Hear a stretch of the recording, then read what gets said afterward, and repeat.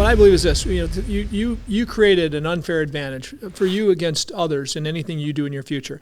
When you went through that program, that Cutco program, and we're there all those years, you saw every nook and cranny of why they succeeded, how they duplicated this success over and over again, how they sold and how they differentiated to continue to be leaders in the market, right? You saw all those things, and you were part of building them as well, right?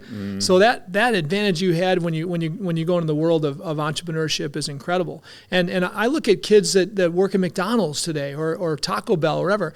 If they can just understand the value of that job, that minimum wage job, maybe nowadays it's a little more than that, I guess, but bottom line is, if you understand the value of what that Taco Bell or McDonald's has done to build this business of duplication and this business of consistent customer service and all these things, right?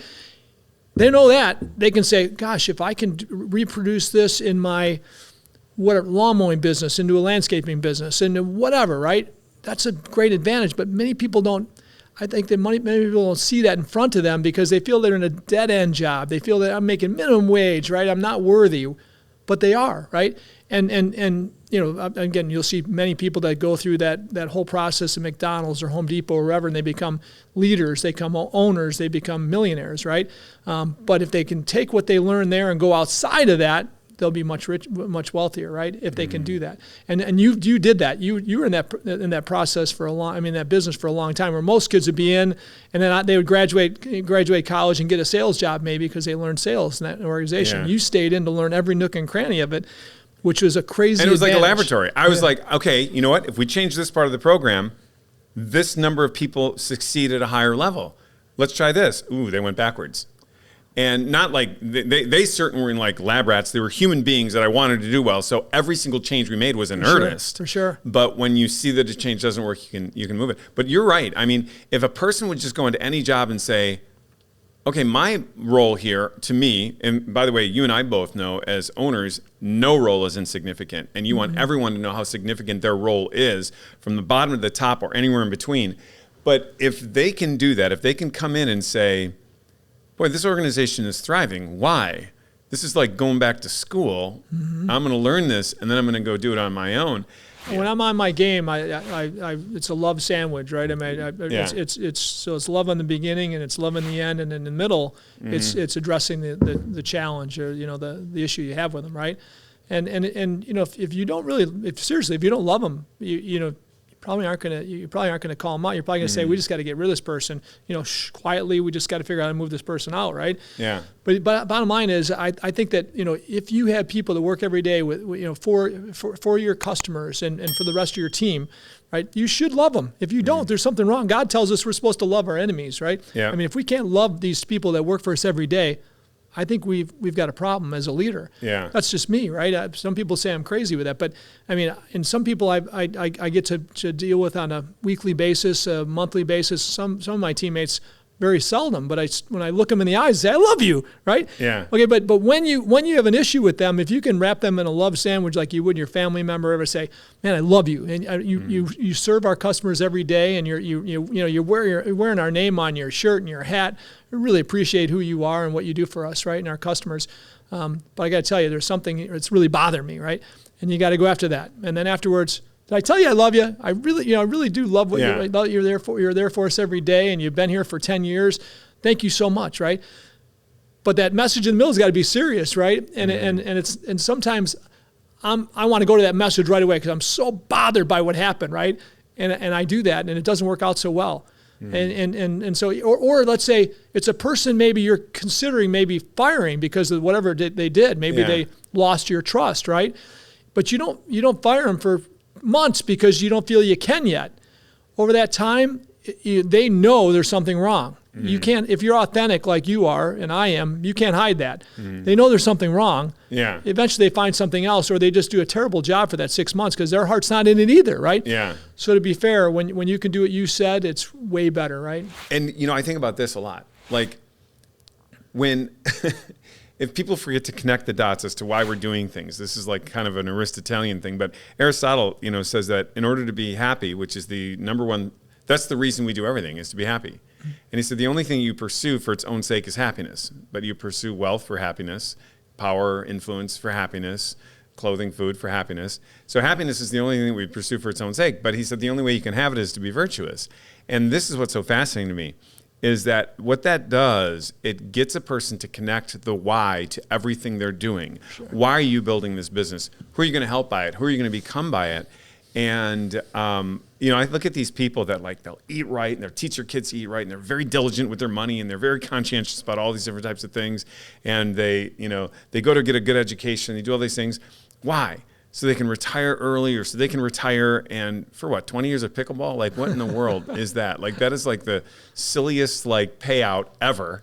And then they spend 45 years working hard from age 20 to 65, working as hard as they can to develop this great 20 years worth of retirement without ever considering what the heck happens after that. It's flabbergasting when there's that short-term thinking there. I had a guy one time, he was in the Cutco business. We needed a flyer and poster to recruit college students as much as we can. It was the worst part of the job. You're going to college campuses, put flyers out, and people are want to brush you away as the Cutco person and stuff like that. So it was humiliating and everything else. You just had to do it. And, for a while there was these signs we'd put out, realtor signs in street corners, and they were illegal. And, use them everywhere. Yeah. Yeah, right. And that was just not fun to do that sort of thing too. And he calls me up as this seasoned executive, just in the twilight, not at a time where, even though he started that way. And he calls me up and he says, "Hey, I can meet you tomorrow at 7:00 if you want to go do flyering." And I remember saying, "No way. There is no way I'm going to have you do that." But I know that was sincere. I know he would have showed up. Sure. And that just reminded me, I will never be above the most basic task in any organization I lead. Big disadvantage in leadership when when your team doesn't feel like you're willing to do it yourself. Imagine starting a print company in 2007. That's when we first started, before I divested for a while and I came back in. Mm-hmm. And even in 2011, when I did come back in, a print company. Everybody was leaving print like it was a burning building. Believe me, I literally had people say to me, "What are you going to do next? Start a VCR company?" They're like, "Wow, this is really innovative." And I was like, you know what? You're missing what we're doing here. People were leaving print like a burning building because they didn't understand it. They started giving things away for free. So we literally turned print on its head. I remember Jack Griffin, he was the CEO of Trunk, of the Chicago Tribune. Okay, yep. And he came out one day, because all the media companies were trying to figure out what the heck we were doing. And at this point he had retired, but he's like, "Dave, you literally took print and you turned it on its head. All of my peers from, anywhere, from Hearst, from everywhere, none of them would have believed what you're doing." And I think one of the reasons that worked is because I didn't know anything about it. And so I was able to disrupt the industry. I love it. Because I didn't think like they thought.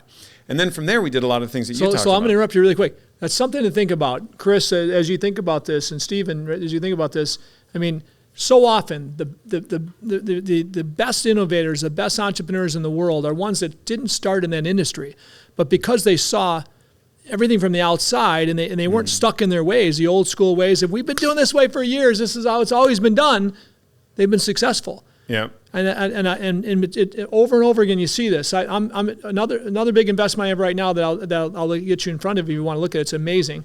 It's a company called Lightspeed that's going to change our world. Remember Lightspeed? It's going to change the world. One of my past podcast interviews was Bijou. Bijou started Redbox. Bijou then started a fintech company. Redbox sold for when he was partners for $800 or $900 million bucks, and then they started another company that was successful in a small way. But then I invested in this company called Halo, a fintech company that's now a global fintech company. He uses AI again. Robotics and AI is his thing. He stepped down as CEO of that company a year and a half ago and said, "Gary, I got a vision. I'm going to build this company. We're going to change the world. We're going to build homes 100% in a warehouse with robots.